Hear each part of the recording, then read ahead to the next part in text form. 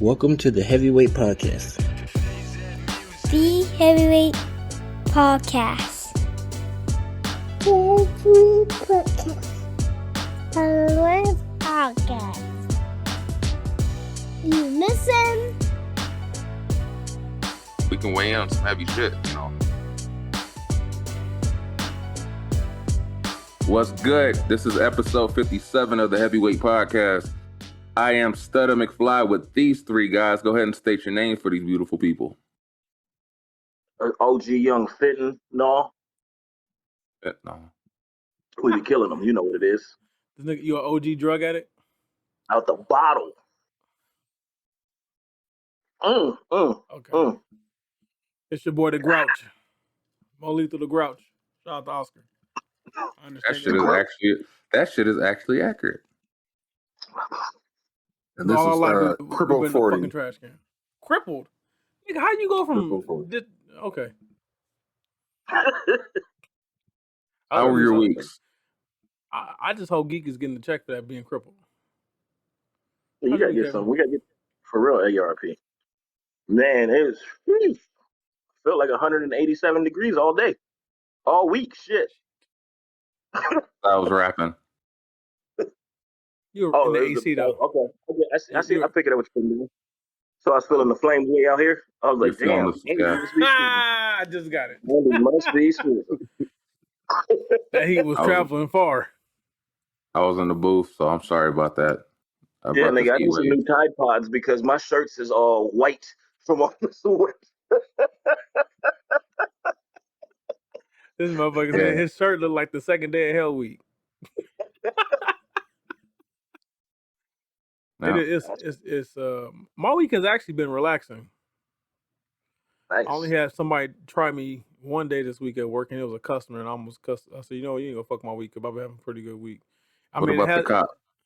Oh, the cop put me on. He was polite though, and I and his partner was blessed from on high. I said, if anybody fisked me, let it be her, because she was blessed. Are you saying he might have been showing out for his partner? He was. She was new. She was a rookie. She was a rookie. He was doing some extra shit. I got pulled over for driving in the wrong lane. I said, really, we're lane restricted. I said, sorry, this is San Bernardino. You guys have naked men on bikes around the corner. You shouldn't worry about me. Go get those drug addicts down in the convene. Like, don't worry about me. But I second Mr. Wendell. It's been hot as shit all week. I'm sorry. Shit. Yeah, I'm hot. I bet it's been peaceful and hot. I'm sorry. Yeah, let me know so I can take my fire extinguisher and my cool rag next time. Shit. Yeah, something. Die line. I spit hot fire. You, Keith? Geek? I wouldn't understand if it became this crippled. I mean, my shoulder was already injured, and I've been working with it, so it's not helping at all. Keith, and then I'm also cleaning up. So what? Keith, I like big girls too, but I don't pick them all up. No. Oh. Damn. Nah, my week has just been working and cleaning up, trying to get out of this bitch. Nigga, they not gonna give you a deposit back. Melton. They're not gonna give you a deposit back. Fuck that shit up. Matter of fact, let's throw a party this weekend. House party. I am sleeping. We're gonna come over there with chips and sit down. I know this place where Mo, you can get a flat top, and we can do a house party, kid and play style. Sure. Do the dance. For sure. Kevin already dressed like Martin. I'll be in the back just all day. A good old pajama jam. They ain't gonna hurt nobody. They want me to come in at 2 a.m. tomorrow. I was like, nah, y'all good. I'll wake you up. You want me to drive by? I want to show my age. Ain't gonna hurt nobody. Dancing, ain't gonna hurt no. This is quality. I can barely get up at Excuse 2 me, buddy. This is to get up for J.C. work. Penney. This is quality. I said, this nigga said thought you said Jay-Z. No, he said I think so J.C. too. No, Damn. okay. Let's get into it. I didn't say how my week was, Nick. Oh, my bad. How's your week, Mcfly? Oh, you said you've been saying you've been rapping. That's why we hot. Hot fire, bars on top of You've bars. been the fireman, apparently. Ava started school, all the good stuff. Hell yeah. Is she excited? Yeah, she was excited. It was her birthday today. Happy birthday to my beautiful daughter, 7 years old today. She's been acting like a diva all day. It's her day. As she should. It's her day, as she should. Andreas started school this week, and he's over it already. As he should be. He's not. It's something new. Yeah. But it's been cool. I've been rapping a lot, and I feel like this music is going to be bars, therapeutic / probably my best work to date. Heat. Very nice. I like hearing that. Can I interject with this? That we did actually go to Sesame Place. That's why I got this fire ass hat on, and I just want to thank Dr. Miami. No lawsuits? Huh? He saw a bunch of BBLs and stuff. Yeah, but I'm saying they treated y'all okay. Oh yeah. Oh, hey man. Let me tell you. They're gonna be on their best behavior now. Hold on. So let me tell you. So for the parade, real quick, right? You can pay to be up front. You can pay to be up front. I was like, cool. I'm gonna just. But there was 4 of us. They only had 2 passes left. So I bought the 2 passes. But she let all of us up here. I said, this is interesting. Mm-hmm. Then when the parade came through, I noticed that none of the characters was walking. They were all on the floats. I said, oh, I see how y'all playing this shit. I see how y'all playing this shit. And shout outs to our host / waiter. The nigga's name is Marquise. I'm not gonna say his last name. Shout out to that nigga because he hooked us up. This nigga fired. That nigga saved my fire. Hey, think about it. How many Marquises work at Sesame Place? You even got this nigga fired. You didn't have to say last name. Hey, look here. No, Marquise? Hey, the way that nigga was moving that day, he wasn't gonna be there much longer, and I appreciate it. Marquise? It's like, come on, how many Marquises you know out this motherfucker? He sound like he's that nigga was like Drake. It's all me. I said, for real? So let's get this on and pop on in like hot buttered popcorn. The first topic. Oh, don't look at me like that, Mom. Nigga, it's been a long day. Anyway, the first topic comes from Kevin Wendell. He asks, is it worse that the media is playing on our fears and weaknesses, or is it more on us as a society for falling for it? Example, not pointing out BS, allowing our loved ones to go down cult-like rabbit holes. As soon as you asked that question, I thought about the game. But anyway, keep going. Explain, elaborate. We need to call the game out for his bullshit. Keep going. Like he ain't got no homies telling him. It's shit like that. Yeah. Like, you know what I'm saying? Like, whereas we all know somebody who's gone too far into the media, or they see things on there where it's like, fool, this is clearly fake. Like, and we believe it and we run with it. And like, to me, I'm like, is it the fault of the media? Because now it's just about money, right? So I'm like, they don't even feel like it's an obligation to report. Or is that us? Because we're supposed to check ourselves. Because I know too many people where you're like, yo, man, you can't, like, you're trying to fight people over what you saw on the internet. Like, you know what I mean? No, you ain't never seen it. I've seen it. I know what you're talking about, but it makes me like, there's things like when we talk about shit like that, like we were watching on Netflix the untold story of the girlfriend that never existed, the Mantai, or the guy from I know, played for Notre Dame. Yeah. And the way they ripped him apart, the fact that the media came in and they ruined his life over him being naive or being catfish. They ruined this man's life. And the media was not held responsible for it coming in and just tearing them apart. and then it ruined it. Like he was worth millions in that draft, and because of that drama, nobody in the NFL wanted to touch him. So he went from being worth millions to undrafted. That shit's wild to me. And the media was not held accountable for any of it, and they picked his ass apart. Well, that's the same thing. Like they say, like people always remember the accusations, but they never remember the result. But I mean, the things like that, when you say like, is the media responsible, or are we responsible for not?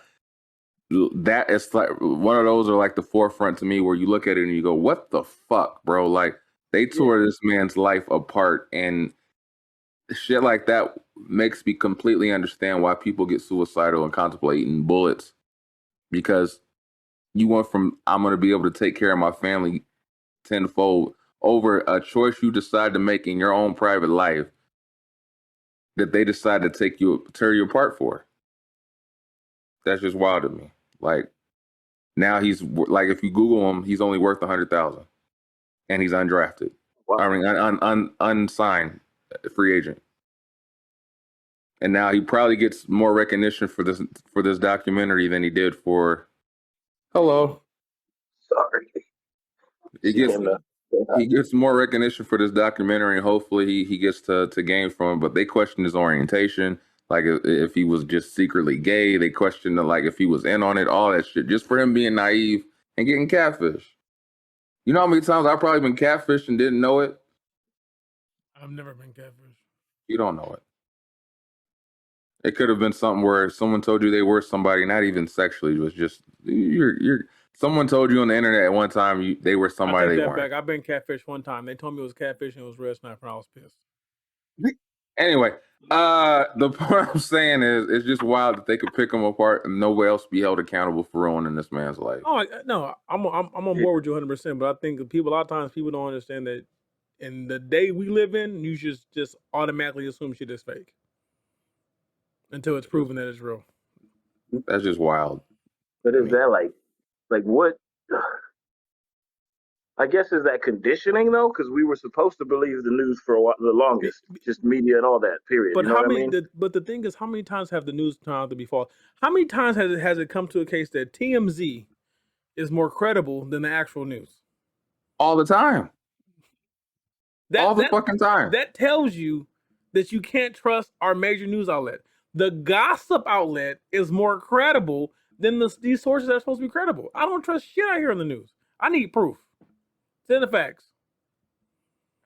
And a classmate of mine, we had chatted about it, and he said had it been a woman in that scenario, they would have held somebody accountable.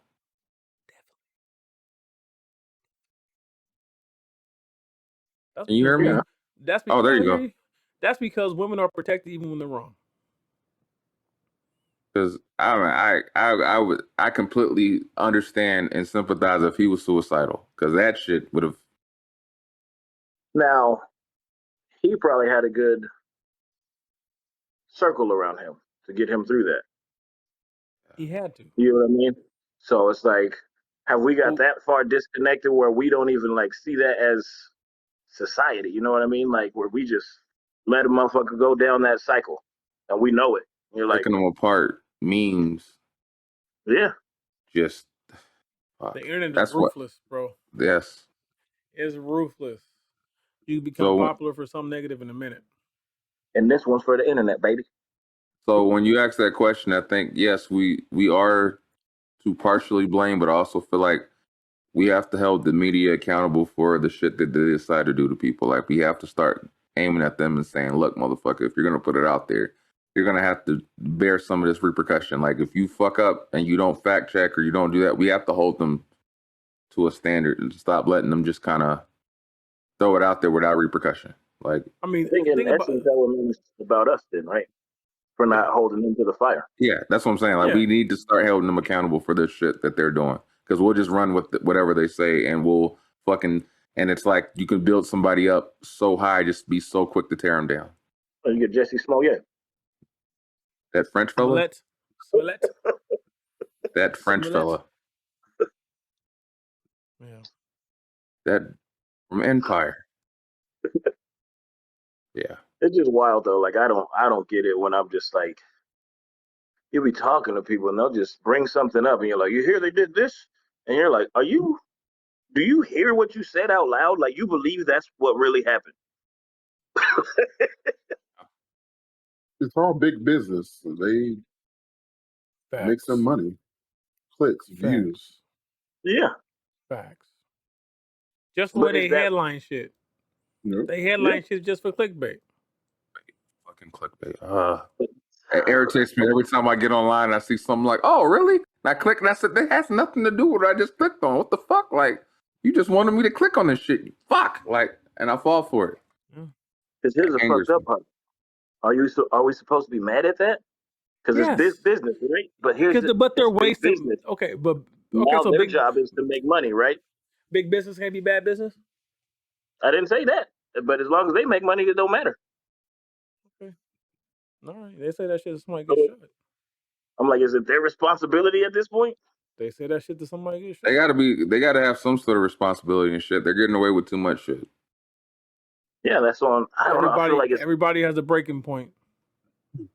Well, the problem is even when they are held accountable, they can, like, let's just say a reporter can get fired for interfering with a court case and end up at a job somewhere else.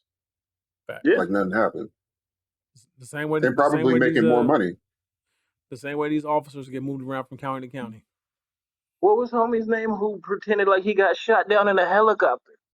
Like he acted like he got shot. Brian Williams or whatever. It's like you made up a shooting in a helicopter. Like you thought we weren't gonna find that out. And guess what? He got another job. Major network. Right away. Right away. That's the opposite of journalism at that point. That is TMZ, like you said, is more credible at that point. I think it's just we're living in a time where people they do anything possible to get the views, man. So they'll try to delve into the gossip and the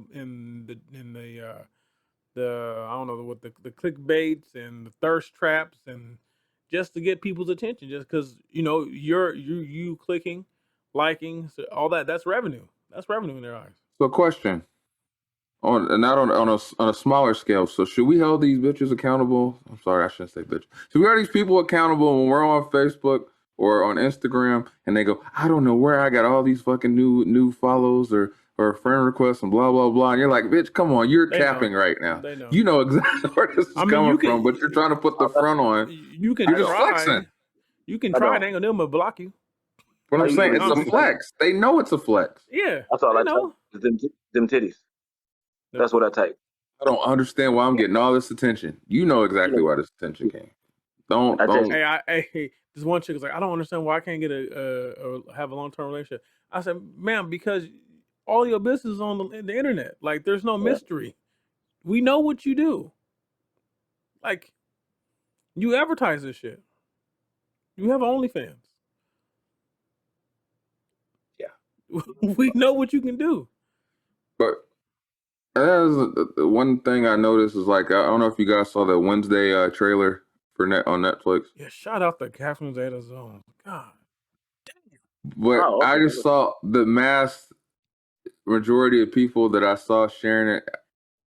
It started to annoy me because of Luis Guzman's role as Gomez, people were mad that he was cast as Gomez, and they were like, "Oh my God, he's so ugly, he cannot be." I'm like, "What the fuck? You haven't even seen the fucking show yet, and you're complaining about this shit? At least give it a chance before you hate it. Like, don't just fucking hate it before you even know what the fuck the Tim Burton was going for, or what the writers or anybody else involved was going for." They wanted Gomez to be a pretty nigga. That's all it was. Yeah, I was like, they said Gomez was too ugly. I was like, you must not remember the show. Even more importantly, like, just give it a fucking chance before you start tearing it down. Like, give it a chance. All I knew I was when she dropped them piranhas in the pool. I know I'm in. Yeah, I was entertained by that. I said, "Oh, this is a different take." Okay, I'm gonna enjoy this. Like, I'm in. Tim Burton. Tim Burton, yeah. Tim Burton, yeah. I'm watching. I didn't even know this was happening. Yeah, I love Tim Burton. And when I saw she dropped the piranhas in the pool and said, "Hey, only person that can that can torture my brother is me. I said, yeah, I fucks with this. I'm gonna enjoy watching this. Hold on. Did we not catch the fact that she still gets privilege because all she got was expelled? She killed some. God. Anyway. Anyway, I was just trying to. Anyway, yeah. So we'll just move on. So the next topic comes from Geek 40. He asked this question. He said him and the driver had a debate about the late great Nipsey Hussle getting a star on the Walk of Fame. The marathon continues. Is it warranted? Did he get one because of his potential or what he had done in his life before his death? And to add on to this, should a person get a reward for potential or for the actual deeds they've done? Geek, do you want to elaborate further before we delve in? Yeah, he doesn't like he's a fan, but he doesn't necessarily agree with getting a star, just given, I guess, the body of work that's been produced so far. Well, I mean, obviously, but the point he was trying to make is like usually, or at least in the past, usually you would get a star because of your body of work. Usually, it's over a long period of time, or you've made an impact hard enough, great enough to warrant a star. Obviously, now, I feel like shit, damn near I can get a star on the Walk of Fame if I had the money. Well, that's how it is. But I do feel like Nips in that short period of time did warrant what he just said. But what's the impact? Nip's impact is beyond music, but what's the longevity? Like, how long did he have to do it? Because mainstream is what we're talking about. It sounds like, because he started like 08. In the California Raisins. Victory Laps. I seen niggas on Sesame Street. Got stars and shit. Victory Laps is what most people know Nipsey for. They don't know all the mixtapes and shit. Yeah, but that's how he got his name. That's for $100. Crenshaw was a mixtape. Yes, it was. Sold all of them in like an hour. That don't just happen. Yeah. You know what I mean? Oh, I mean, I believe it's deserved because, you know, like Mcfly said, I'm on that same train. It's the impact he had on the city. I mean, not many people get killed in LA and you see Bloods and Crips come together. I feel like, there's a lot of stars out there on the Walk of Fame. If you go, I've walked that motherfucker. Like, I used to go to school there. I used to walk and see some of the stars and say, this motherfucker got a star. I walk sometimes and say, who the fuck is this? Yeah, and you be like, who? They got a star? Oh, okay. And there's people that are alive that got stars that you're like, damn, they deserve a star. I definitely feel it was very well deserved for Nip. And his was because he became bigger than life after death. So, like, after his death, his impact kind of went throughout the country. You know what I mean? So there's a lot of people. People start finding out like stuff that he had planned on doing, stuff he had in the works, and all that stuff. That stuff's happening though. There's schools that are built. There's stuff that's happening already. Like, there's people that have businesses because of this man. There's people that have changed their whole mindset and start working and doing things. They're like, no, I'm not doing this. I'm working on my own. I'm doing my own shit. You know what I'm saying? So, okay, so we can take away the body of work. And like you said, the impact. That impact got so massive so fast after the death. But the impact was massive while he was walking this earth, man. And we talking we're talking more than just Crenshaw. We talking. They got way bigger after he died. Huh? They got way bigger after he died. Yeah, I mean, yeah, of course, death heightens everything. But I'm saying, like, it's not that it wasn't there before. It's just that a lot of things is, and I think, you know, I'm not praying on nobody's downfall, but I think once I think once like once you die, everything you were doing in secret comes out. So um, I think what happened was it's like, damn, like you realize he really, or we knew he was helping like the kids and the community and all this, but like, damn, we didn't know he was doing this much. I think that's what it turned into. Like, man, like, cause he had outreaches outside of his own neighborhood. You know what I'm saying? He had deep ties in Detroit. He had ties in Atlanta. Like, so it's like he was moving differently. And on top of that, he was showing people, hey, bro, you can get this money. You don't need them people over there. And stay true to yourself. Yeah. I think what that person and a lot of mentality that people have about Nipsey is because they didn't necessarily uh, hear about them as much as everyone else. They assume that, oh, this only happened after his death, as opposed to understanding that maybe if they had kind of looked into him a little more, they would see the impact he had, as opposed to just going, well, the only reason why this is happening is because he died. It's like you have to look into it more. I thought, like Mo said, that a lot of that shit is amplified now because he died. Now it's more to the forefront than it was previously, but he did have an impact. He still has an impact. So it's like, I think it's very warranted that he has that star. I think it's, like I said, if even when you compare that, he's more deserving of that star than I've seen a lot of stars on that fucking walk on Hollywood Boulevard and all the other fucking streets that have stars, and you're going, what the fuck? They have a star? So I almost wish it wasn't there. I almost wish they made a whole new Walk of Fame in Crenshaw. Fuck it. yeah, That motherfucker wasn't no Hollywood motherfucker. It's like, yeah, of course he'd love it because that's recognition for what I'm doing. But shit, make something new out there. That's what Nip probably would have done. Nigga, we ain't in Hollywood. But it's well deserved if you ask me. rest in peace to the great Nipsey Hussle. Rest in peace. Nigga, Donald Trump has a star on the Walk of Fame. Yeah, he bought it. Nipsey can have too. He probably didn't pay for it.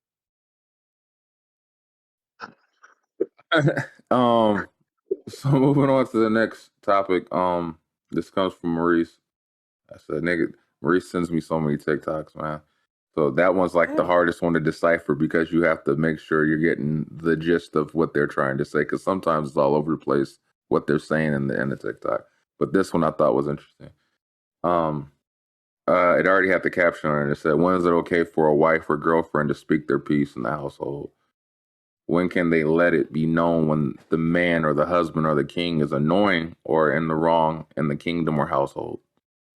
And she's, saying like, she understands she has a responsibility to be his peace or make sure that it's peaceful when he's home, that he has respect and a calm when he's at home. But at what point is she allowed to say, "Hey, motherfucker, you're getting on my nerves," or or "You're annoying me," or "You hurt what you said hurt," or "You're being an asshole"?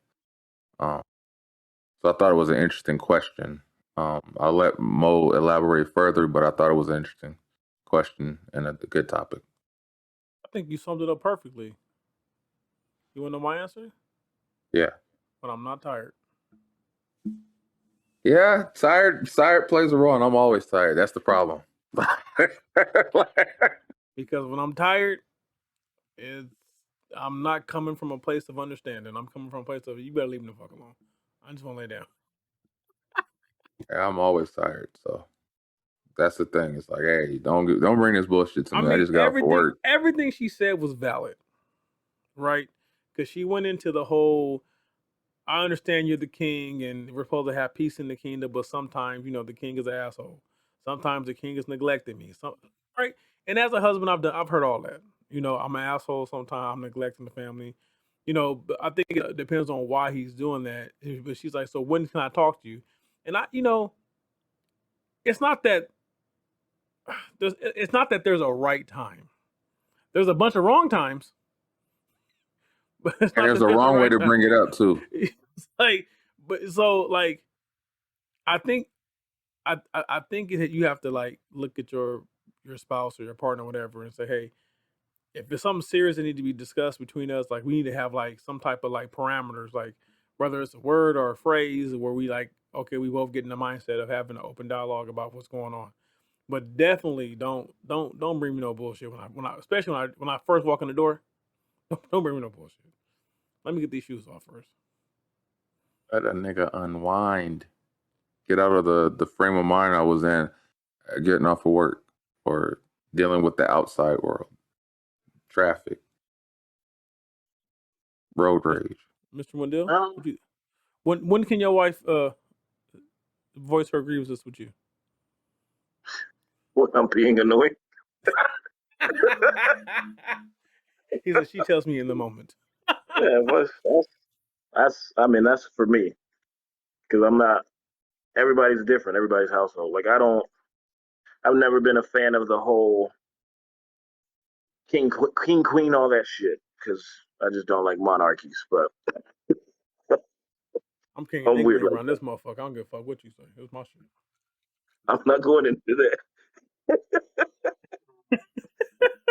But it's I think it's both responsibility. Like, she should be able to say what she's got to say. She shouldn't have to feel like she can't. And like you said earlier, there is a right and wrong way to do it, and that's everybody. It's like we grown, we know when we're coming at something sideways, drumming up drama. So Sometimes I don't think they know. Like it's day. one of them reasons. Like they're thinking, what am I doing that's wrong in how I'm presenting this? And you're like, everything you did. Like if we brought this up, everything you did was wrong. If you brought a third party and they were like, yeah, you could have handled that better. But I don't think they think that way in that moment. They're thinking, I need to say this. I don't know. They maybe, possibly, it feels that way. I mean, recently I was told that well, not recently. My wife always tells me it's my tone, right? And to me, that's a blessing and a curse because I'm always a direct person. But there's sometimes like you're answering me, I'm gonna answer you back directly, and it may be a little harsh, but it's not intentionally harsh. It's just like, okay, I'm gonna give you an answer so you can leave me the fuck alone. Like here, like that. I guess that is kind of harsh when I hear it, but like. But it's he like heard himself aloud and said, But I'm not trying to be harsh in that moment. I'm just like, hey, this is what it is. Like this is what I told you. Cause I also have a thing about repeating myself. I hate repeating myself. I really hate fucking repeating myself. I really do. fuck. I really do hate shit. I really do hate. So maybe I am a little harsh. Shit. Maybe she's right. God damn it. This was a breakthrough. This nigga had a big breakthrough in his own dialect. I be trying, He man. said, you know what? That did sound kind of harsh, huh? Fuck. If she did that to me, I'll be hot. I be trying, man. Like, fuck. I don't know. It's. I think that's the most important part is you trying. I try. Like I'm trying. Now I know. Like shit. I know when I talk to my wife now, I have to like take a deep breath and then like talk to her like I don't know. It just this nigga had a breakthrough. Yeah. Keith, how you see it? Because I'm sure you've seen it where you look at niggas and like. Keith say he the king. He's smacking bitches. Damn, you going to jail, nigga. We don't condone domestic violence here at the Heavyweight Podcast. The thoughts of Mo Lethal are Mo Lethals and Mo Lethals alone. These are Oscar's thoughts. I mean, I subscribe to being called out for my bullshit.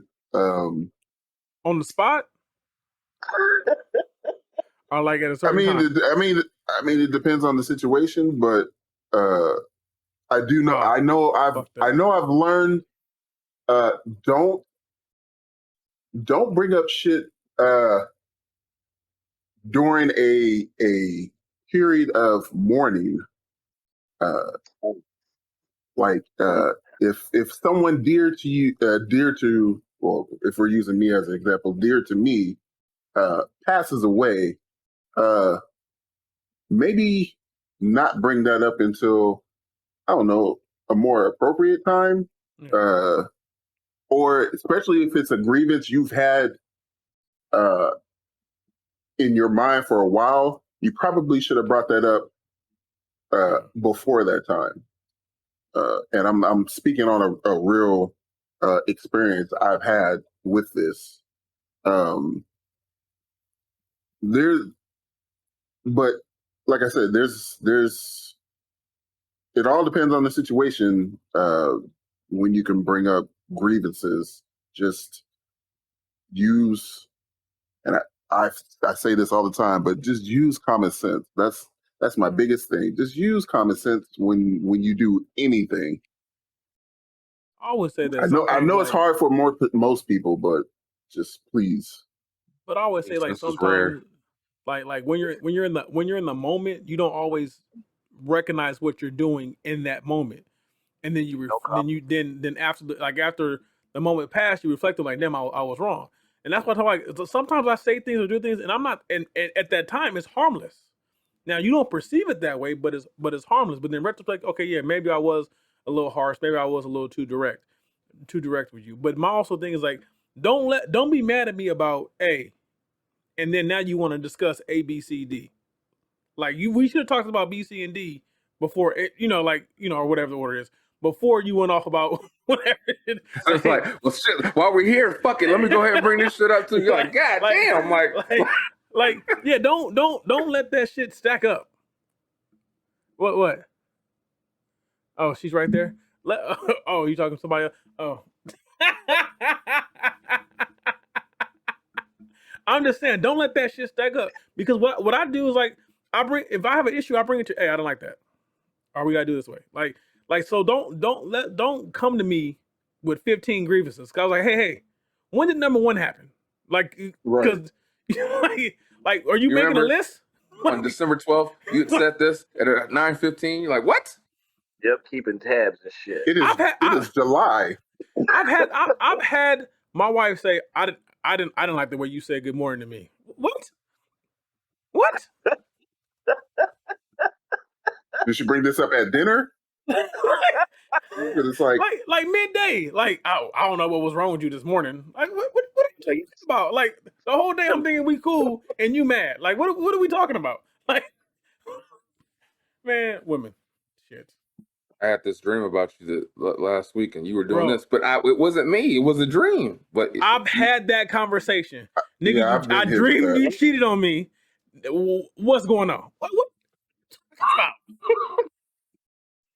Baby, I work 60 hours a week. When do I have time to be anywhere else but work in here? What am I doing? Shit. And here it is. This is for all the fellas.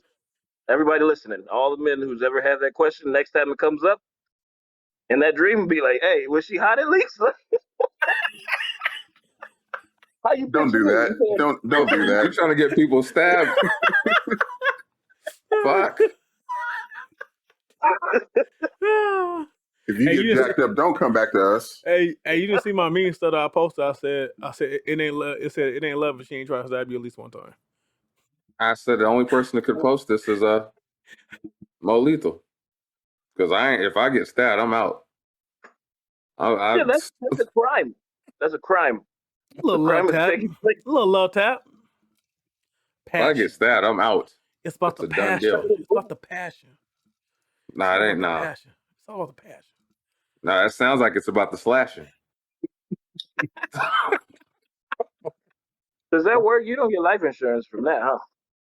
I wouldn't think so, sir. That's a bad business move, if you ask me. Man, we're going to put this 200 grand on your books. All the ramen. So your husband died and you killed him. But anyway, looks like you get this money. Next topic comes from Kevin Wendell. It says, other than kids being born, name a time you felt pure joy and how it affected your life or those around you. Fellas. Joy? Damn. God damn it, man. Hey, Mo, give him your hat. Damn. I mean, I've dated a joy. Does that count?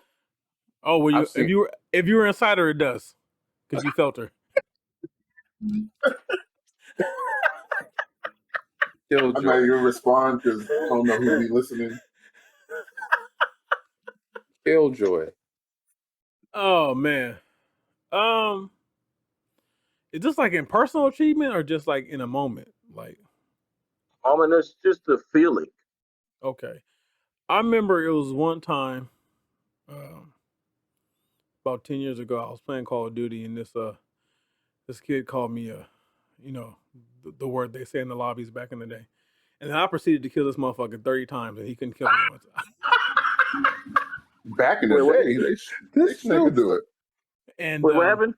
And was that the worst? Huh? You did 30? Yeah, I killed him 30 times straight. Like nobody. That might have been me. That's why I stopped playing Call of Duty.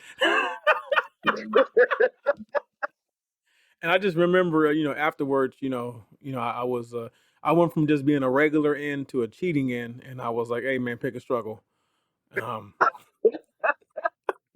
And I had joy in that moment. That was a good day. I'll never forget that. That was a good day. Leave it to this So nigga. how'd you treat everybody after that? Were you just cloud nine? Me? Yeah. Oh no, it was on to the next game. I get next trooper. That's back when all I did was game. Oh, good old days before responsibilities. The good old days. I guess I'm gonna use comedy, obviously. The first time I went on stage, that was I had to be floating because that shit sucks bad. Were you high? No. Oh, okay. No. I thought maybe the shrooms were involved, so maybe you. No, I haven't been on stage in shrooms before yet, but This nigga said yet. Yeah. it was really bad to the point that the person that came to watch was like, "Hey man, are you cool?" But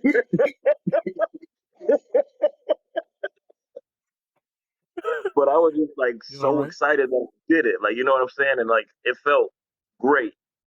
And I think from that point on, whenever I would do it anytime and like gotten better and stuff, I wanted everybody who was doing comedy to feel that. So I always like just projected what I felt outward. And it's like I've had people like when you're out doing stuff, they're like, "Man, whenever like you're around doing this shit, like I feel at ease." Because it's like, yeah, man, this is fun. This is what we do. Like, you should feel this way. This is how it's supposed to feel. It shouldn't feel like, God damn it, I've got to get up on stage again. Like, you know what I mean? Like, so I always wanted to project that. So I think that for me is that first time on comedy, doing comedy, being awful, but feeling that like amazingly excited was like pure joy. And I've always tried to pay it forward that way, in that regard at least. Are you telling me to quit my job because every day I wake up, I go, God damn this place again? No, that's way different. No.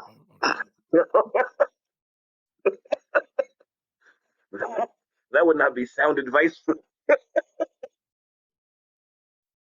So yeah, Keith, you gotta have some joy somewhere, man, other than the one from the jungle. He just told you he was in there. Hey man, we better chill. If we're talking about,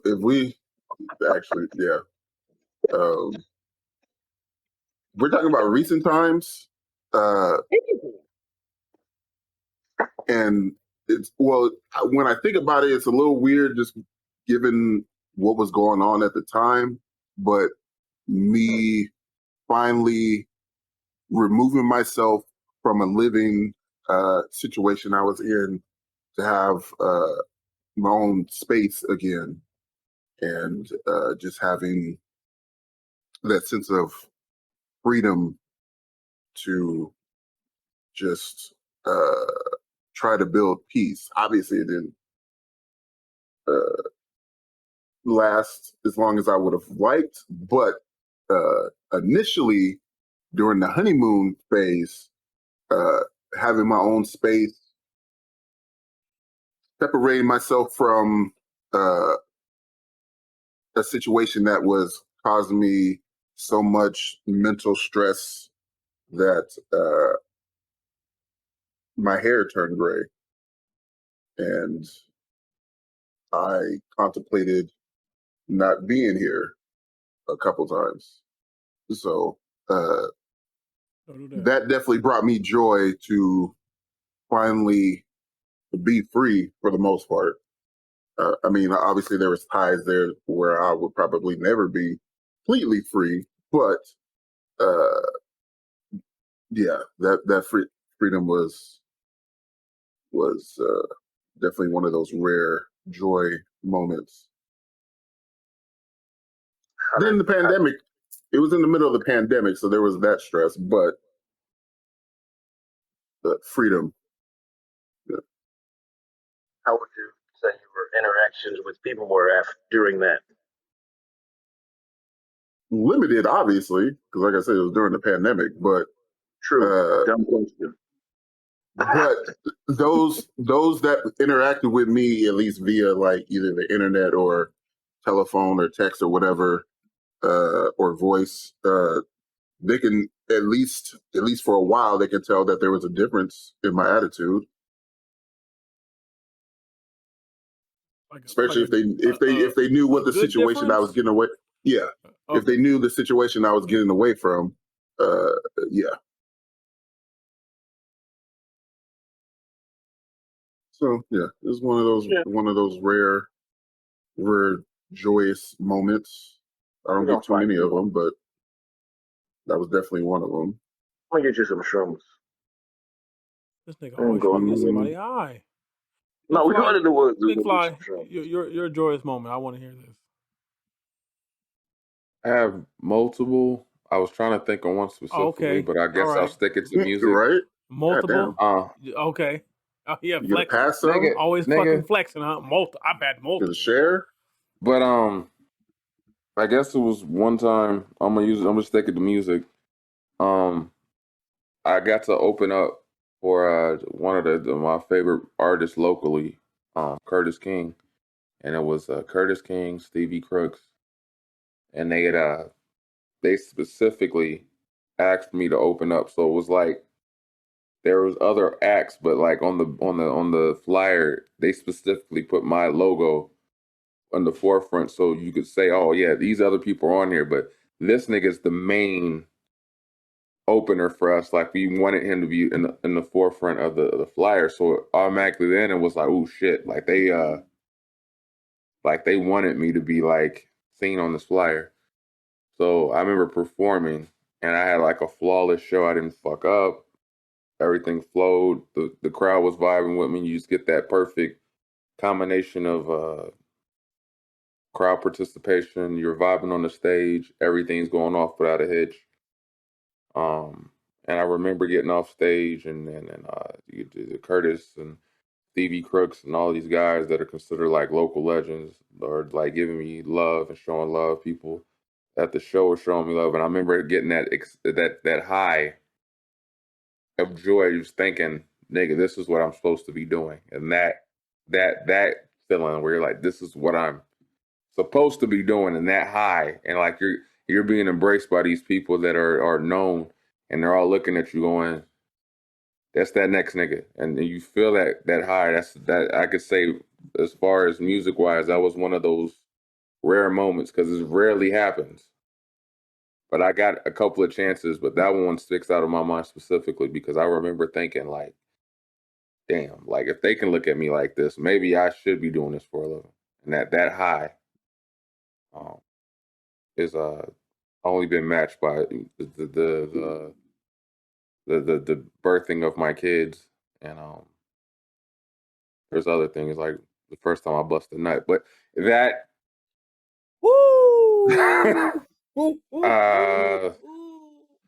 that's up there because it was just one of the moments where you're like, nigga, this is what I'm supposed to be doing. Wait, we're still talking about music, right? Yeah. Okay. I'm talking about both. That nut, shit. Never get the I'm not asking about the nut on how it made other people feel. They didn't know about it because it was just me, bro. That first one. That's that high Like I said, that I've had multiple situations where I can tell you where I was at a high and I was riding that high for that show. So that would Could be you it. feel like that energy you had like exuded out to others and like they felt the same joy or like, you know what I mean? I can say in certain instances you could tell that certain people were excited to see things working out for me in that way. And then there was also people that looked and said, man, I remember when you were just doing shows like this.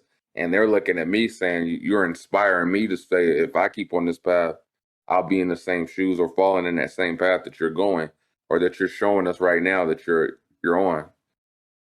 So like I remember that just the dudes that would come up and show love and they're like, oh man, and they're just looking at you like, man, like fuck, like if you're doing it like this, I could do it like that too. Like I remember this cat wasn't gonna come to the show and then he was like, oh, he opened up for Stevie Crooks? Nigga, I might go. If he opened up for Stevie Crooks, he must be nice. Like I said, fuck. So it was one of them good highs, like the good vibe. And like I said, it kind of, it bounced off and people were just in that same frame of mind of seeing the situation and going, if this nigga can do it, I can do it.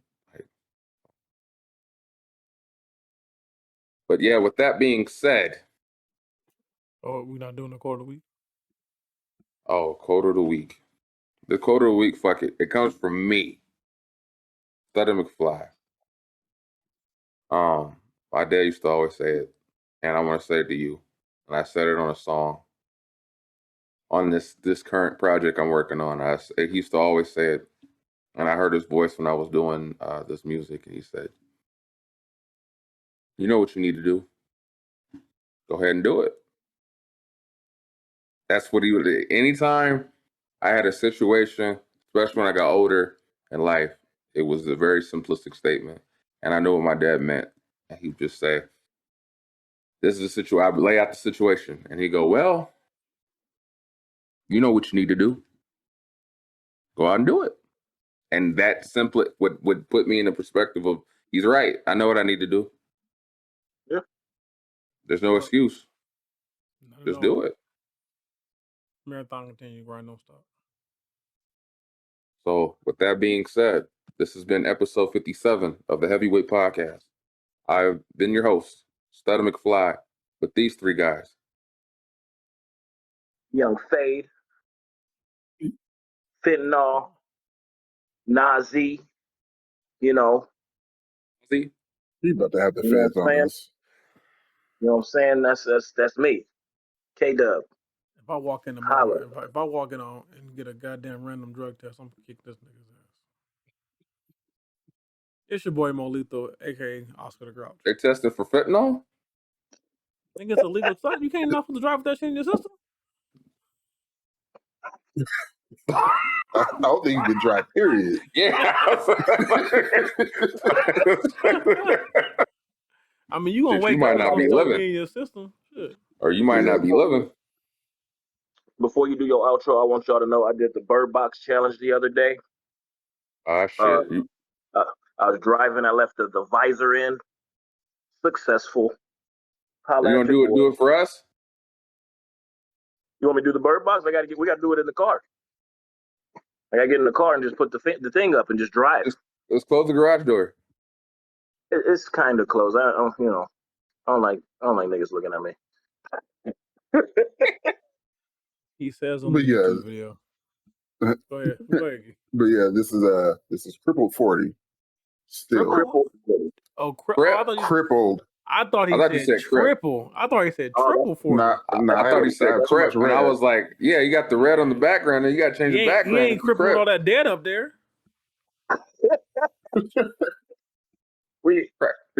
All that dead. He ain't crippled all that dead up there. On that one, that was Mo Lethal. Hey man, we on everything. Please like, subscribe, comment, repost, like, all that. Facebook, Instagram, iHeart, Apple Podcasts, Amazon, Spotify, give us some questions. Yeah, man. Let's interact. Email us, DM us. That Mcfly EP on the way. Yes, sir. We appreciate the support. We out. Peace. If you can hear the sound of my voice, you're a real one for sticking to the end.